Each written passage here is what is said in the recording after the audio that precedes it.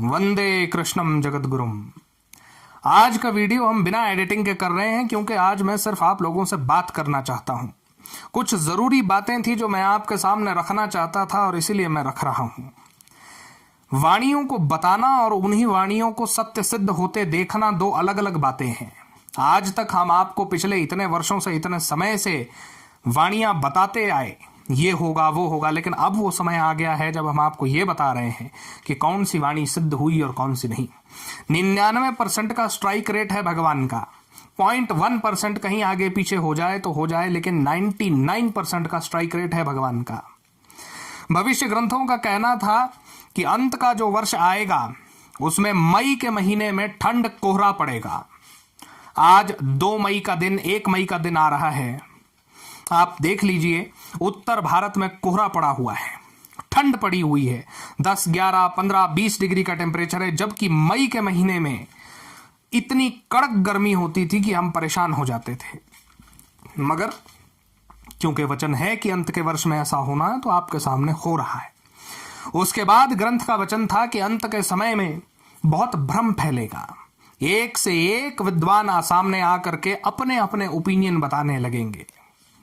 आज देखने में मिलता है कि YouTube के ऊपर एक से एक ज्योतिषी मालिका गवेषक बन गए हैं, जिन्हें वास्तविक ग्रंथ का कोई पता नहीं है, जिन्होंने वास्तविक ग्रंथों को कभी देखा नहीं है, गुरुओं की सेवा नहीं की है। वो बाजार में मिलने वाले पर्चों के आधार पर मालिका का विश्लेषण करके ये कह रहे हैं कि 90% आबादी समाप्त हो जाएगी। ऐसा हो नहीं सकता। मैं आपको ये बता देना चाहता हूं कि सत्या भांजा मूर्ख नहीं है। वो लोग जो उड़ीसा के मंदिरों में बैठे हुए हैं, मठों में बैठे हुए हैं, जिनके पास आज भी ताड़पत्र पर लिखे हुए मौजूद ग्रंथ हैं, वे लोग मूर्ख नहीं हैं। अंत के काल में भगवान की वाणी स्पष्ट कहती है कि सारे के सारी ज्योतिष विद्या बेकार हो जाएगी, फेल हो जाएगी। इसका स्पष्ट उदाहरण मैं आपको देता हूं। गूगल पर जाइए और सर्च करिए बृहस्पति का राशि परिवर्तन 2023। इसका मतलब यह है कि गूगल पर जाकर सर्च करिए कि बृहस्पति 2023 में कब राशि परिवर्तन करेगा। 5 आर्टिकल आपके सामने खुलेंगे। 5 आर्टिकल में 5 अलग अलग डेट और टाइम दे रखा है। मतलब 5, 10, 20 ज्योतिषी मिलकर के एक घटना के ऊपर अपना, क्या कह सकते हैं, कॉमन ओपिनियन नहीं दे पा रहे हैं। ज्योतिष विद्या दिन दिन की बेकार होती जा रही है। किसी भी एस्पेक्ट पर आप ज्योतिषियों से पूछ लीजिए, 4 ज्योतिषी 4 अलग अलग बातें करेंगे, 4 दिशाओं की बात करेंगे। भला एक ही ग्रह के 4 अलग अलग फल कैसे आ सकते हैं? उसके साथ ही भ्रम फैलाने वालों की अधिकता हो जाएगी, ये लिखा हुआ है।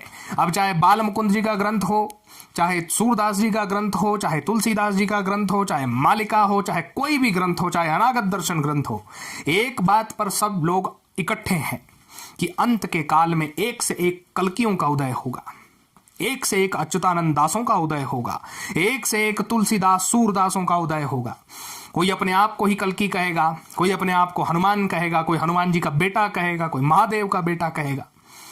लेकिन एक बात मैं आप लोगों को स्पष्ट बता दूं, जो भी ऐसे लोग को फॉलो करते हैं या जो भी स्वयं को ऐसा कहते हैं, उनका सफाया लगभग 12 से 15 महीनों के अंदर हो जाना है। यह स्पष्ट वचन है कि अंत के काल में केवल और केवल समाज को भ्रमित करने की इच्छा से माया के द्वारा यह जाल फैलाया जाएगा। अंत में भक्तों के लिए एक बड़ी अच्छी कथा सुनाता हूं कि देखिए, इससे पहले मैं एक बात और कर लेता हूं। आजकल एक बड़ा अलग फिनोमिनन भी देखने को मिल रहा है कि लोग मैसेज कर करके पूछते हैं, भैया वर्ल्ड वॉर कब होगा, भैया सुनामी कब आएगी, गुरुजी रोग कब आएंगे, गुरुजी मोदी आखिरी प्रधानमंत्री हैं या नहीं है। मैं एक बात तुम लोगों से पूछता हूं, वर्ल्ड वॉर कब होगा, ये जान करके तुम्हारा क्या भला सिद्ध होगा? आज तुम लोग पूछ रहे हो कि युद्ध कब शुरू होगा। जिस दिन वर्ल्ड वॉर शुरू होगा, जिस दिन सुनामी आएगी, जिस दिन रोग आएंगे, उस दिन हाथ फैलाकर भगवान से भीख मांगते फिरोगे कि हमारी जान बचा दो, हमें भोजन मिल जाए। ये मालिका को यूपीएससी के लिए याद करने का, करंट अफेयर्स का पेपर नहीं है कि याद करके चले गए फलां घटना फलानी डेट को नहीं। और जितने भी लोग मालिका का इस तरह इस्तेमाल कर रहे हैं कि अपने घरों में अपना बड़प्पन दिखाएंगे, अपनी गर्लफ्रेंड के सामने नेता बनेंगे कि देखा हमने कहा था फलानी डेट को ये चीज होगी तो हो गई। इन सबको मैं ये समझा रहा हूं, तुम्हारे बारे में मालिका हो, अनागत दर्शन ग्रंथ हो, साफ स्पष्ट ये कहता है, जिस भी व्यक्ति के पास नाम जप का धन होने के बावजूद भी वो नाम का कीर्तन नहीं कर रहा है, वो व्यक्ति घोर दुर्भाग्यशाली है। और अंत में मैं भक्तों के लिए एक बात कहता हूं कि ये कली काल है जहां पे भगवान और उनका कथा अमृत आपके पास आता है।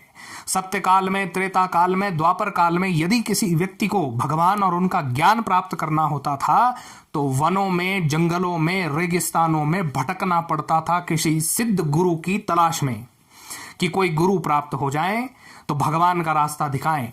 लेकिन ये कली काल केवल और केवल एकमात्र ऐसा समय है जब भगवान का सारा ज्ञान, भगवान स्वयं आपके सामने प्रकट होंगे। मगर उसके बावजूद भी बहुत से दुर्भाग्यशाली ऐसे होंगे जो भगवान को पहचान नहीं सकेंगे। कथा आती है एक, नामदेव जी भगवान के बहुत बड़े भक्त हुए, विट्ठल महाराज के। एक दिन उनके साथ भगवान ने खेल कर दिया, उनका मन किया ध्यान करने का। तो मंदिर में शोर था, तो मंदिर से सोचा कि चलो मंदिर के पिछली तरफ चला जाता हूं, वहां शांति मिलेगी। तो मंदिर के पिछली तरफ बच्चे खेल रहे थे, तो उन्होंने सोचा कि चलो यार कोई बात नहीं कहीं और। ऐसे ऐसे वो जगह ढूंढते ढूंढते समुद्र के तट पे पहुंच गए कि अब यहां पे मुझे शांति मिलेगी, मैं यहां पे भगवान का ध्यान करूंगा। तो वहां देखते हैं कि कुछ लोग एक बड़ा सा टेंट वगैरह की व्यवस्था कर रहे हैं, वहां पे कुछ लोग हैं। और तभी वो एक औरत की वाणी सुनते हैं कि बाकी तो सारे इंतजाम हो गए लेकिन खाने का इंतजाम नहीं हुआ। ये देखो, ये हृष्ट पुष्ट व्यक्ति यहां बैठा है, इसी को तल के पका के खा जाएंगे। अब जैसे ही नामदेव जी के कान में ये बात पड़ी तो नामदेव जी तो दौड़े, और दौड़े तो पीछे वो उनकी जितनी वो लोग वहां पे थे सबके सब वो औरतें और मर्द उनके पीछे दौड़ लिए तलवारें लेकर के। नामदेव जी दौड़े और उसी कृष्ण मंदिर में, विट्ठल जी के मंदिर में आकर छुप गए। तो विट्ठल जी उनसे बात करते थे, भगवान विष्णु उनसे बात करते थे। तो पूछा, भाई क्या हुआ नामदेव, तुम इतना हाफ क्यों रहे हो? नामदेव जी ने कहा कि प्रभु बस क्या बताएं क्यों कांप रहे हैं। वो पीछे एक औरत हमारे जो है वो पूरा गिरोह लेकर के तलवारें लेकर दौड़ रही थी। तो भगवान हंस पड़े और भगवान ने कहा कि अरे पहचाना नहीं, वो रुक्मणी जी थी। तो इस पर नामदेव जी आगे से हाथ जोड़कर कहते हैं कि वाह प्रभु वाह, आज मैं समझ गया कि यदि आप पहचाने जाना चाहो तो ही कोई आपको पहचान सकता है। यदि आपकी इच्छा ना हो तो कोई आपको पहचान नहीं सकता। अर्थ क्या हुआ? जिन भक्तों की संख्या भगवान ने निश्चित कर रखी है कि मुझे इन्हें ले जाना है, केवल वही भगवान को पहचान सकेंगे। बाकियों के मुंह के आगे से भगवान निकल जाएंगे। वचन स्पष्ट है कि भगवान मुंह के आगे से निकल जाएंगे, केवल भक्त उन्हें पहचान सकेंगे। बाकी लोग प्रश्न पूछते रह जाएंगे, क्या यही भगवान है? क्या यही भगवान है? नहीं, ये भगवान नहीं है, ये मूर्ख है तुम्हारे लिए। इन्हीं शब्दों के साथ केवल इतना कहता हूं, नाम जप करो। आज मेरा ऐसे ही मन कर रहा था बात करने का, इसीलिए मैंने आज ये वीडियो बना दिया। सुनने के लिए धन्यवाद। जय मां आदिशक्ति, जय श्री जगन्नाथ।